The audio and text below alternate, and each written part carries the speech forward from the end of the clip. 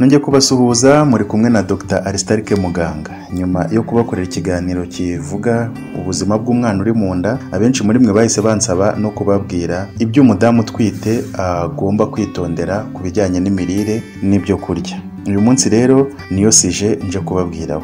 Gusa ibuka gukanda subscribe kugira ngo ujye ubona ibiganiro byanjye buri gihe uko bisohotse. Kurya neza mu gihe utwite, cyane cyane kumenya ibyo warya n'igihe cyo kubirya, bifasha umwana uri mu nda gukura neza, bikamurinda ibyago byo kuvukana malformation cyangwa se ubumuga butandukanye, bikamufasha gukomeza umubiri we no kongera ubwenge azavukana ndetse n'ibindi. None se indyo yuzuye ku mugore utwite ni indyo iteye ite? Ubusanzwe indyo yuzuye ibigizwe n'ipula iriho ibyiciro bitanu by'ibyo kurya. Hari ibinyampeke, hari imboga, imbuto, ibikomoka ku mata na proteine, nibyo umuntu agerageza kuvanga agakora ifunguro ryuzuye wagaburira umudamu utwite.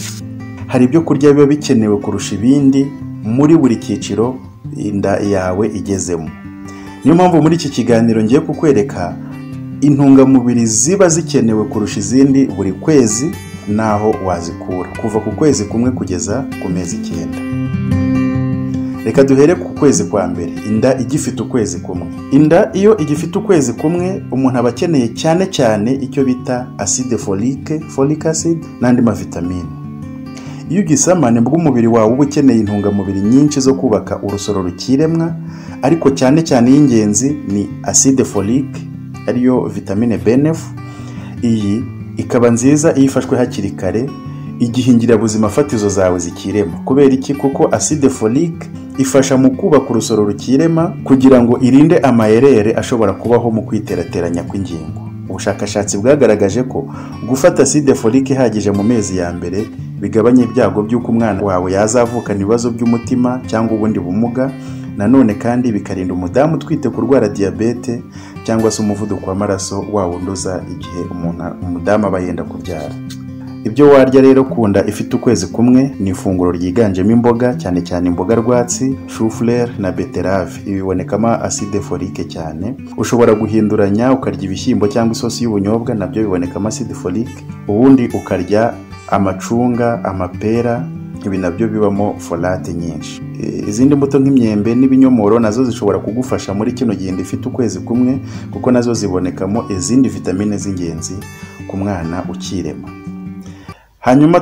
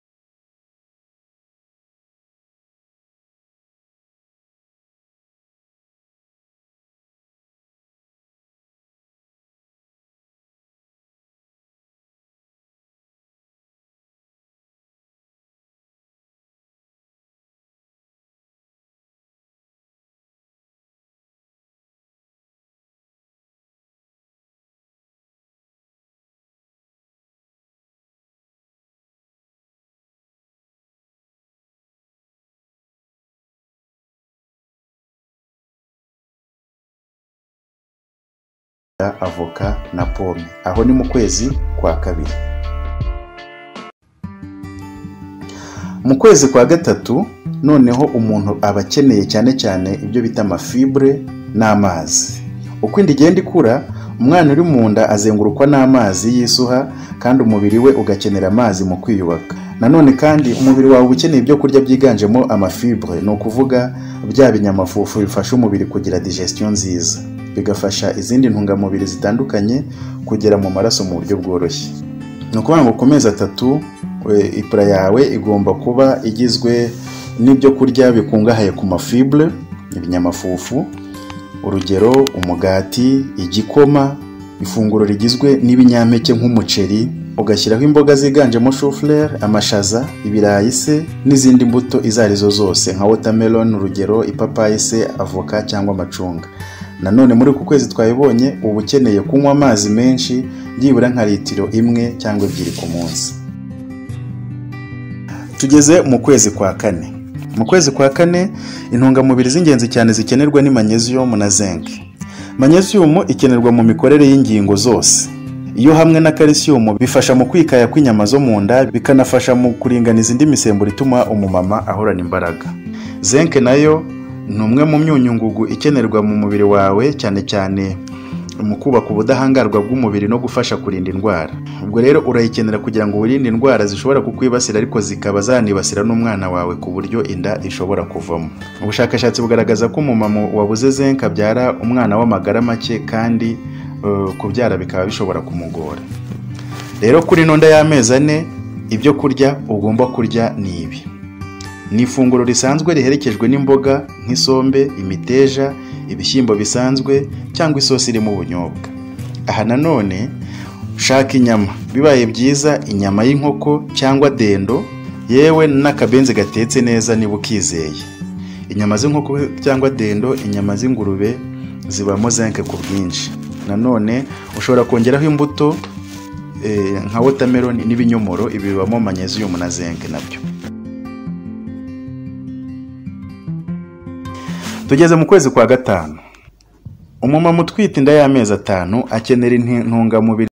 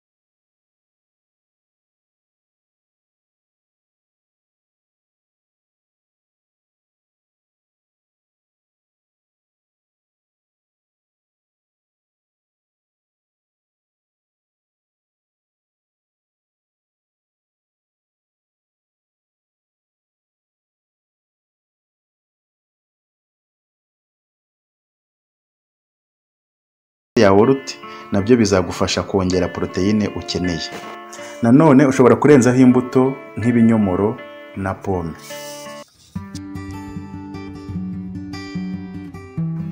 Tugeze ku nda y'amezi 6. Umumama ufite inda y'amezi 6 akeneye intungamubiri zirimo sodium, vitamine E, manganese na selenium. Sodium iba mu munyu uyu usanzwe turya buri munsi, ariko ifite uruhare runini cyane mu kuringaniza igipimo cy'amazi aba mu mubiri, mu kuringaniza ubushyuhe bw'umubiri no gukora neza kw'imikaya y'umubiri. Nubwo atari byiza kurya umunyu mwinshi, ariko nanone umunyu ntugomba kubura mu byo turya buri munsi kuko umubiri uba uwukeneye, kandi umudamu utwite uko indi kura niko amazi agenda aba menshi mu mubiri ukeneye sodium kugira ngo iringanize igipimo cyayo buri gihe.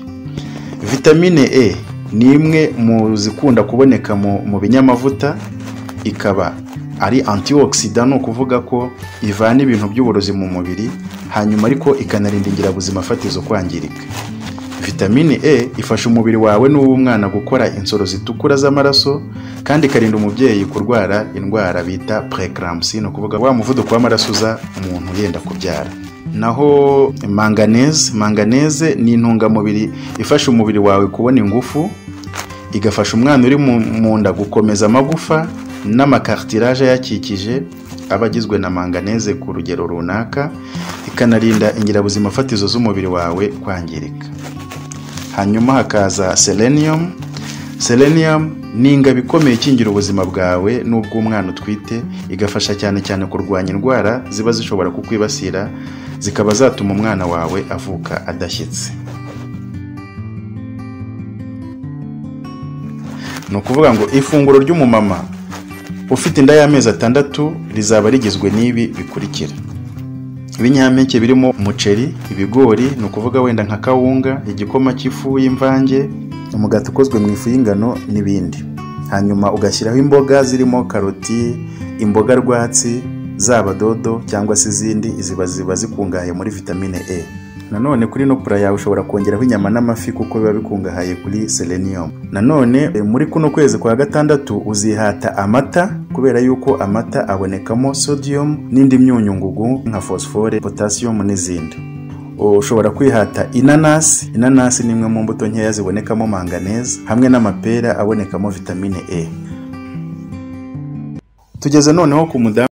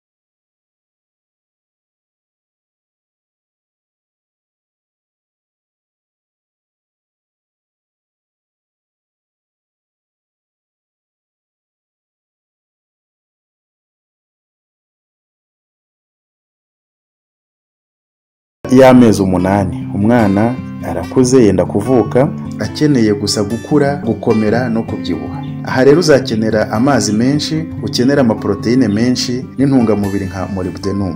Amazi yo twabibonye ugomba kunywa hagati ya litiro 1 na litiro 2 ku munsi. Ubundi ukihata ibyo kurya birimo amaproteine. Proteine twabonye yuko zifasha ingirabuzima fatizo gukura no kwirema vuba, na cyane cyane ko umwana aba akeneye gukura vuba kuko igihe icyo ari cyo cyose aba ashobora kuvuka iyo inda yageze mu mezi 8. Indi ntungamubiri rero umubiri ukenera muri iki gihe ni iriya bita molybdenum. Iyi ikaba ari intungamubiri umubiri wacu ukenera gake ariko nanone y'ingenzi cyane, ifasha mu gukura no gukomera k'umwana uri mu nda. Proteine zishobora kuboneka mu nyama, amata, amagi, fromage n'ibishyimbo. Ibishyimbo kandi ni nabyo bibonekamo ya molybdenum twabonye ikenerwa cyane muri iki gihe. Iyi wayikura mu bishyimbo by'ubwoko bwose, imitonore, amashaza yumye, soya n'ibindi. Nanone ushobora gufata imbuto nka watermelon, pome n'ipapayi. Noneho rero tukaba tugeze ku nda y'amezi 9, umwana ari hafi kuvuka. Aha noneho umubiri we wamaze kwikora neza, akeneye gusa intungamubiri zo gushyira utudomo twa nyuma ku mubiri we kugira ngo avuke yiteguye. Akeneye fer, akeneye calcium, akeneye cuivre, akeneye amafibre ndetse n'ibinyamavuta byo mu bwoko bwa omega 6.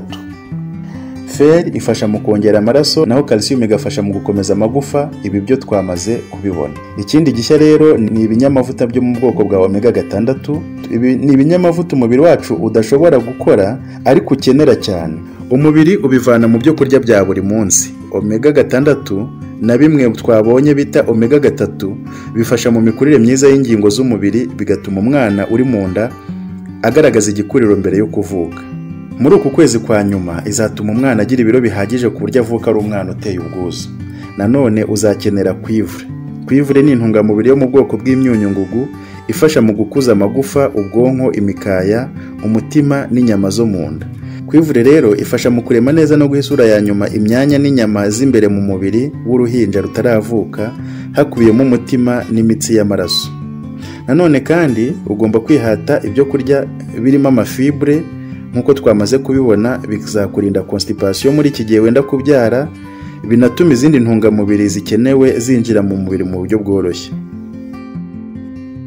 Aha rero ku nda y'amezi 9 ibyo kurya umudamu utwite yarya, umudamu witegura kubyara, akeneye ibiryo bitekeshejwe amavuta akomoka ku bihingwa nk'amavuta y'ibihwagari cyangwa se aya soya, agakenera kurya sezame, inzuzi n'ibindi nk'ibyo. Ugomba nanone gukomeza kunywa amata kenshi, wenda na yawurute cyangwa fromage. Ibi bibonekamo ya maproteine ukeneye. Nanone ukeneye imboga zirimo imiteja, ibitonore n'imboga rwatsi hamwe n'inyama.